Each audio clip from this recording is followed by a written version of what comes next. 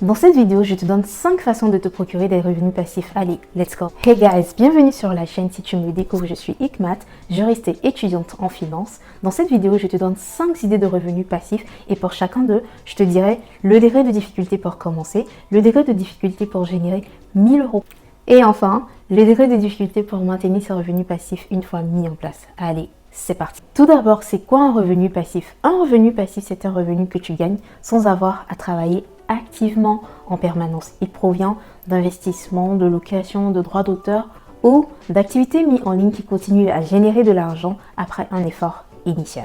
L'idée, c'est de gagner de l'argent de façon automatique ou avec très peu d'efforts continus. Maintenant, passons à la première source de revenus passifs, les dividendes. Ils représentent la stratégie de revenus passifs la plus simple qui soit. Pour ceux qui ne savent pas c'est quoi un dividende, c'est une partie des bénéfices de l'entreprise qui est reversée aux actionnaires. C'est une sorte de récompense pour ceux qui possèdent les actions de l'entreprise. Plus tu as d'actions, plus tu as de dividendes. Attention, toutes les entreprises ne versent pas de dividendes, donc informe-toi bien sur les entreprises qui t'intéressent avant d'investir.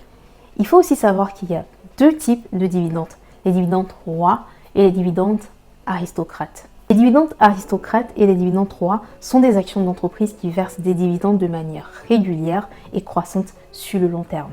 Ce sont des entreprises solides et stables qui récompensent leurs actionnaires avec le paiement de dividendes en augmentation chaque année. Je t'explique. Une entreprise est considérée comme un dividende aristocrate si elle répond aux critères suivants. Elle fait partie de l'indice S&P 500 qui regroupe les 500 plus grandes entreprises américaines. Elle a augmenté ses dividendes pendant au moins 25 ans d'affilée. Et enfin, elle a une capitalisation boursière importante. C'est l'exemple de McDonald's ou Coca-Cola. Les dividendes rois sont quant à eux encore plus prestigieux que les dividendes aristocrates. Pour être un dividende roi, il faut avoir augmenté ses dividendes pendant au moins 50 ans. C'est l'exemple de Colgate-Palmolive ou encore Johnson & Johnson. Ces entreprises sont reconnues pour leur stabilité, leur rendement croissant et sont idéales pour le long terme. Elles ont pu survivre à de nombreuses crises économiques. Concernant le degré de difficulté pour commencer, je dirais 1. Tout ce que tu as à faire, c'est de t'inscrire chez un courtier et acheter des actions. Que tu aies 18 ou 50 ans, cette option d'investissement reste la plus facile pour tous. Concernant le degré de difficulté pour générer 1000 euros, je dirais 5 sur 5. Les rendements des entreprises sont calculés annuellement. Par exemple, prenons le cas de Coca-Cola qui a un rendement de 2,86% à l'heure actuelle. Pour obtenir 1000 euros par an, il faudra investir 34 964 euros par an. Avec ce genre de dividende aristocrate ou dividende roi, tes revenus augmentent lentement mais sûrement. Difficulté de maintien, je dirais 1 sur 5. Bien que l'on puisse retirer son argent, ce que je trouve personnellement plus intéressant, c'est de réinvestir les gains afin de croître ton portefeuille. Attention, ceci n'est pas un conseil en investissement, c'est juste un exemple pour que tu comprennes. Il y a plusieurs paramètres à prendre en compte, tels que la fiscalité. Deuxième source de revenus passifs, la vente de produits digitaux.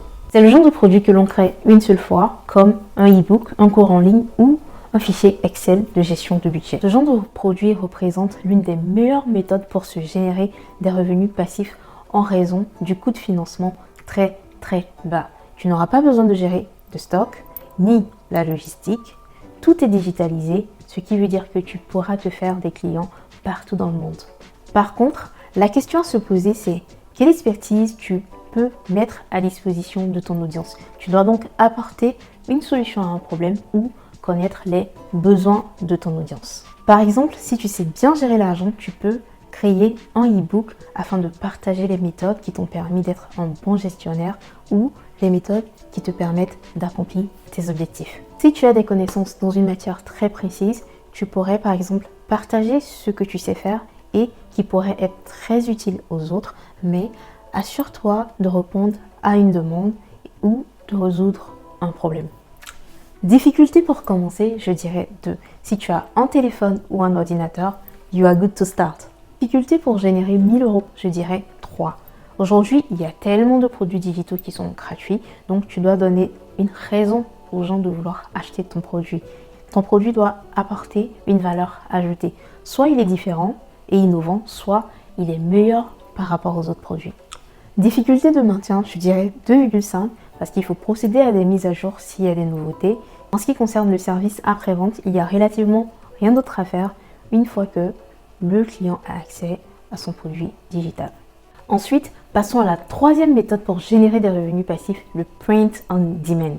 Cette méthode va beaucoup plus parler aux personnes créatives. Donc, c'est quoi le print on demand? Le print on demand ou l'impression à la demande, c'est une méthode de vente où des produits comme les t-shirts ou les mugs ou les livres ou des affiches sont uniquement imprimés lorsqu'un client passe commande. Cela permet de ne pas gérer de stock ni de production. En plus de ça, vous n'avez même pas de logistique à gérer parce que les produits sont directement expédiés par le fournisseur. Il existe pas mal de fournisseurs comme Gelato, Printful ou T-Pop, etc.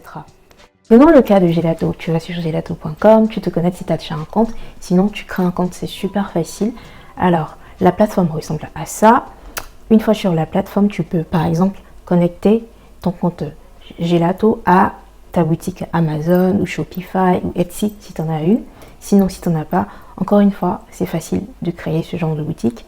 Si tu veux que je te montre ça étape par étape, laisse-moi savoir dans les commentaires. Ensuite, ce qui est bien avec Gelato, c'est que, imagine-toi, tu as des clients de la Belgique, tu n'as pas à t'y faire parce que Gelato va se charger de trouver les fournisseurs les plus proches de ton client afin de livrer la commande très facilement. Donc franchement, zéro prise de tête. Je trouve particulièrement cette méthode très intéressante pour les étudiants qui veulent se faire de l'argent à côté de leurs études. Par exemple, tu peux customiser des casquettes, des t-shirts, des mugs, comme je l'ai dit, vraiment toutes sortes de choses. Et le hic, c'est que le délai de livraison est en moyenne 5 jours. Difficulté pour commencer, je dirais 2, parce qu'il faut être quand même pas mal créatif et se démarquer du marché, voilà. Mais aujourd'hui, avec des sites comme Canva, tout est possible. Difficulté pour générer 1000 €, je dirais 2. Et enfin, difficulté de maintien, je dirais 3, parce qu'il faut constamment poster afin d'attirer la clientèle. Mais aujourd'hui, avec les réseaux sociaux, tout est possible. Tu peux même programmer tes posts. Donc, une fois le produit et le design créé, tu n'auras plus à y consacrer beaucoup d'efforts. Quatrième source de revenus, l'affiliation.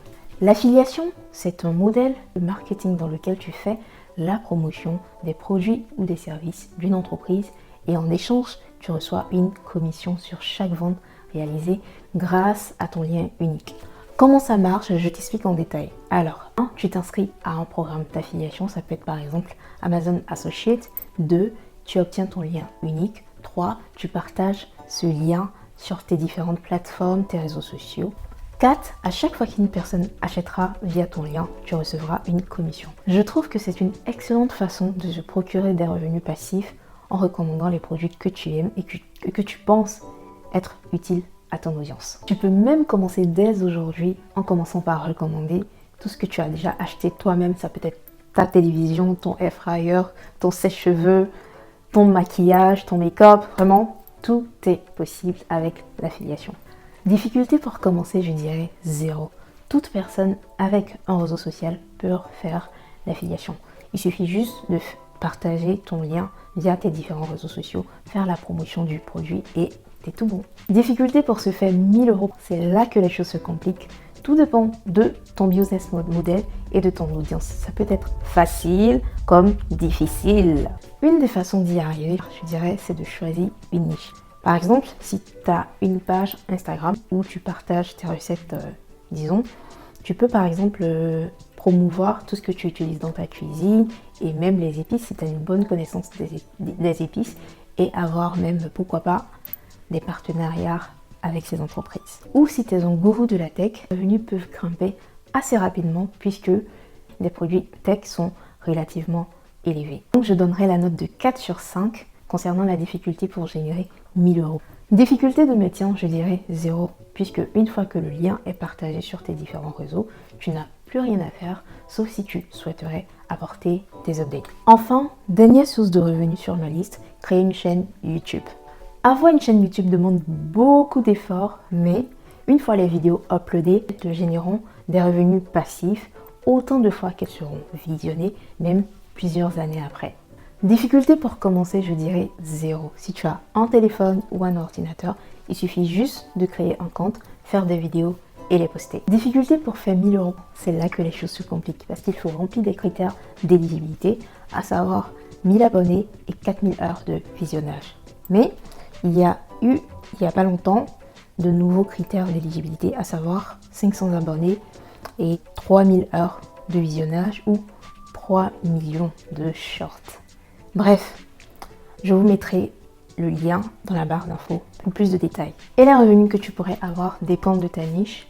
Les niches les plus rentables sont la santé, la finance, je veux dire tout ce qui tourne autour des affaires et de l'investissement, le développement personnel, l'immobilier, le marketing. Pourquoi? Tout simplement parce que les annonceurs payent beaucoup plus d'argent pour que leur pub soit placée dans ces vidéos. Difficulté pour se faire 1000 euros. Sache que la moyenne des RPM, c'est-à-dire revenus pour 1000 vues, tourne autour de 2 euros.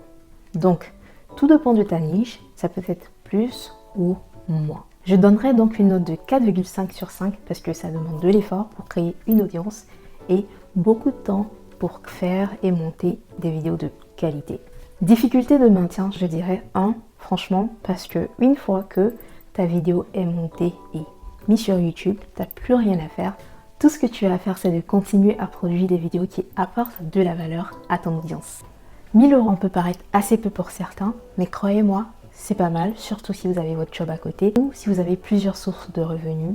Et le combo, imaginez avoir plusieurs sources de revenus et que chacun de ces sources de revenus vous ramène minimum 1000 euros. Quoi de mieux? Surtout que tu peux gagner plus. Alors, qu'attends-tu? Laquelle de ces sources de revenus essaierais-tu ou as-tu déjà essayé? Fais-le moi savoir dans les commentaires. Et si cette vidéo t'a appris quelque chose, laisse-moi un pouce bleu.